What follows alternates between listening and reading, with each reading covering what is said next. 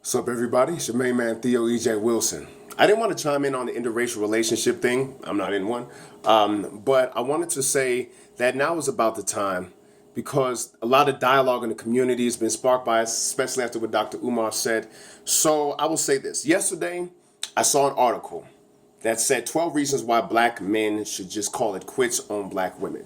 In this article, the brother, I'm guessing, listed every single thing that could possibly be wrong with sisters and tried to frame it as if that was the totality of who they are. And I think that that's one of the major problems with us as a culture is that we have been trained to see the absolute worst in each other. And that leads to planting seeds of doubt in our minds that we as a people are irreparably broken.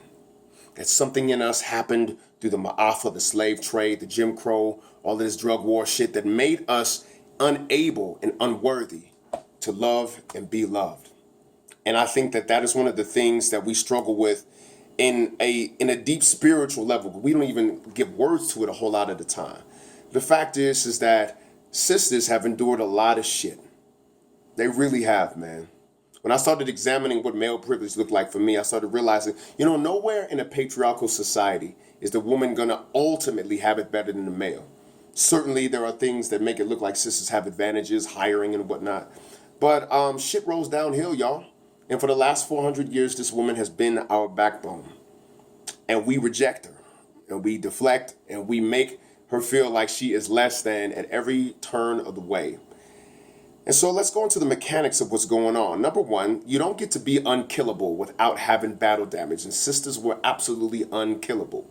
And it is that thing in them that actually attracts me to them. If you ask anybody in my inner circle, what kind of woman does Theo Wilson like? They will tell you a deep chocolate complexion, high cheekbones, and a round country bubble. That's what gets me looking, all right? And a woman fitting that description broke my heart into more pieces than I can tell y'all. I cried, I shed more tears over this sister than I have for any other thing in my life. Like deaths and shit, I cried over her more, okay? And after our last breakup, because it was a saga, I said deuces. 2 fingers and spread them. I swirled like a motherfucker. I mean, I sampled all the flavors of women that I could. I'm talking about every race. You know what I mean? And I enjoyed myself, to be honest with you. But one thing that became clear to me is that the grass is not always greener on the other side.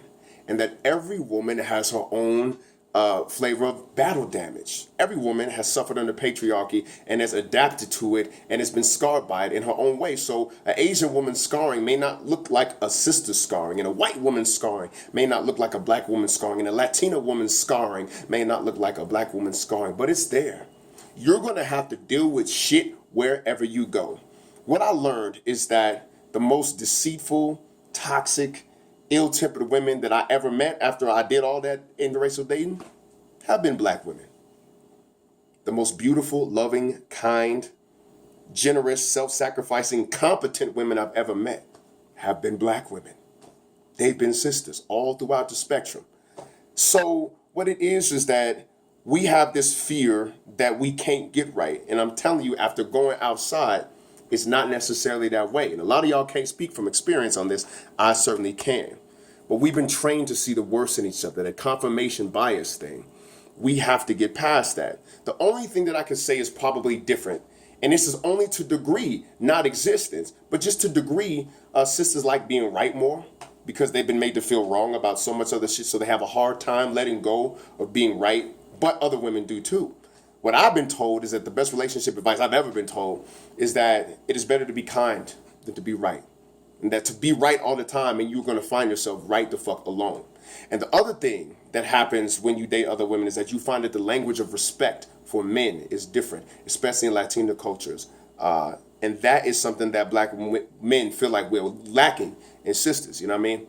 And because the language of respect calls forth a greatness in a man that is hard to get anyplace else. And sisters like to get loved when they are unlovable, but don't want to give respect to a man when he is unrespectable. But that's not only a black thing. You see what I'm saying?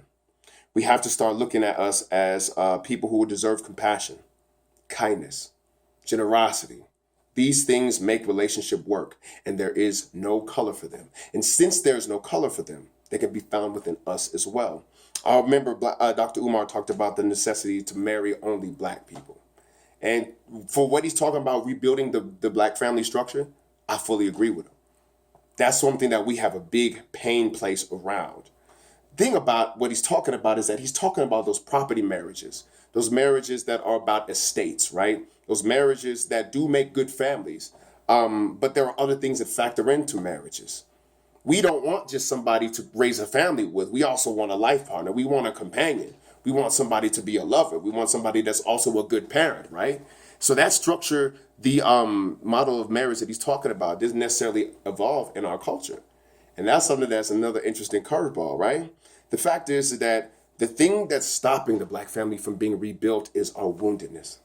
Hurt people hurt people. And we view a lot of our problems only through the lens of our wounds. And we react to things more extremely than they should be reacted to. One of the greatest things we could do to rebuild unity in our community is to address our own internal scarring and where that causes us to be biased and look for the worst. Because if we don't do that, then we're going to see only the negative in our mates, in our community. And we do this thing in our culture. And this is something that I believe that we have to really get past. We try to reject people into correctness. You can't reject people into correctness. All rejecting people does is deflect them to people who accept them. You see what I'm saying? You ever wonder how a coon is made? How one of these tap dancers, Sambo Uncle Toms, is made? Well, one of the hidden factors in that is that they have experienced deep black rejection. And they happen to experience it in a circumstance where white people accepted them.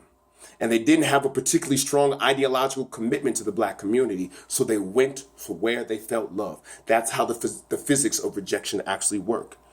But the Ma'afa showed up different in everybody. The slave trade, the great tragedy, showed up different in everybody. And the gauntlet that was thrown down before our ancestors had so many trapdoors and turns and twists that all could lead to death. It was a maze.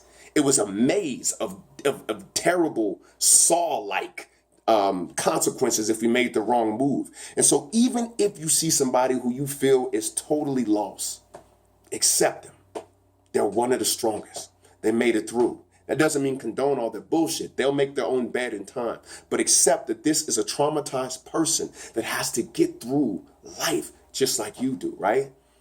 The issue with us as a black people is that we keep seeing ourselves as black people and not people, not the light that you see in a baby before all this shit gets poured onto their psyche, right?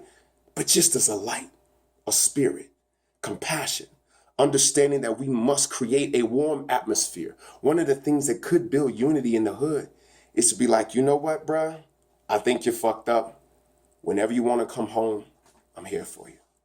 If we begin to create that atmosphere and not simply create gauntlets for other people to walk through because of ideology, not ideology, but compassion for the black experience, we will be able to rebuild our community, including our relationships and families. Till next time, I'm Theo E.J. Wilson. Peace.